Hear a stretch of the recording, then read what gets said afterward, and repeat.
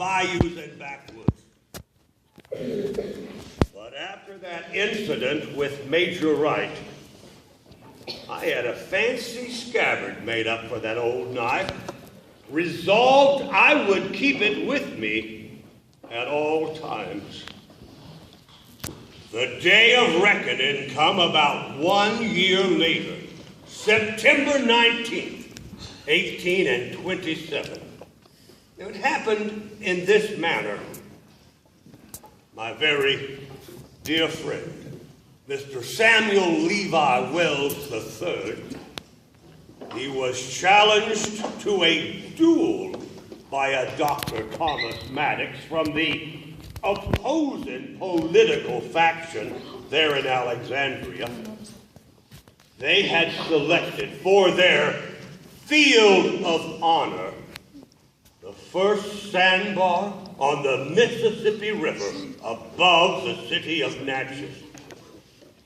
According to the rules of dueling, each of these gentlemen was allowed to invite friends to come witness this affair of honor and to ensure that it was fair and honorable.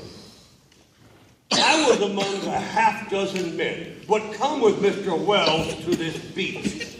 We secured ourselves in a willow grove at the northwest end. Major Norris Wright was one of 11 men who had come with Dr. Maddox. They witnessed the proceedings from the Moss Great Oaks to the southeast. The duel was scheduled for precisely noon. At the appointed hour, Mr. Wells and Dr. Maddox stood there, pistols primed and ready. On the count, they aimed, they fired, and they both missed. The code of honor is very specific about this somewhat embarrassing anticlimax. They was obliged to have their pistols reloaded so that one more time they might attempt to kill each other like gentlemen. Again they stood there. On the count, they aimed, they fired, and they missed again. Well, at that point, Mr. Wells and Dr. Maddox determined that their honor was satisfied. They met there in the middle of that sandbar. They shook hands.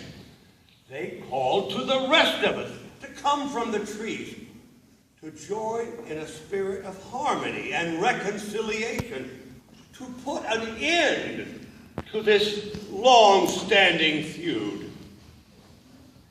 But such noble ideas were not to be. No sooner had we all begun to congregate there in the middle of that beach, angry words was exchanged from both sides, and then a great many pistols appeared and began firing. Very much to my dismay, a great many was firing at me. I fell to the sand, looked up. Here came Major Norris Wright. One more time, he thought he had me at a disadvantage. He pulled a long lethal sword from his cane, proceeded to attack me. I resorted to my old hunting knife.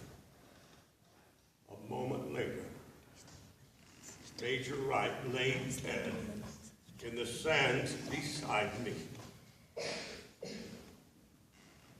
I was not expected to survive the very many wounds I had received in that terrible fight. I had been shot 3 times and stabbed 6. But as I have told, I was a hard man to kill. It would be many weeks before I was back on my feet. But then, To my surprise, I discovered I had become something of a living legend. All around the country, people were telling stories about that terrible sandbar fight. You know how folks tend to exaggerate, embellish. The way they was telling this here story, I had not killed just one man. I had killed two, no, 4. And I was not armed with a mere butcher knife. Why, to hear these storytellers talk, I was carrying the American equivalent to King Arthur's sword Excalibur. My knife had become a legend in its own right. Within only a few years, men everywhere in the country were acquiring knives of any design, but they was calling them Bowie knives.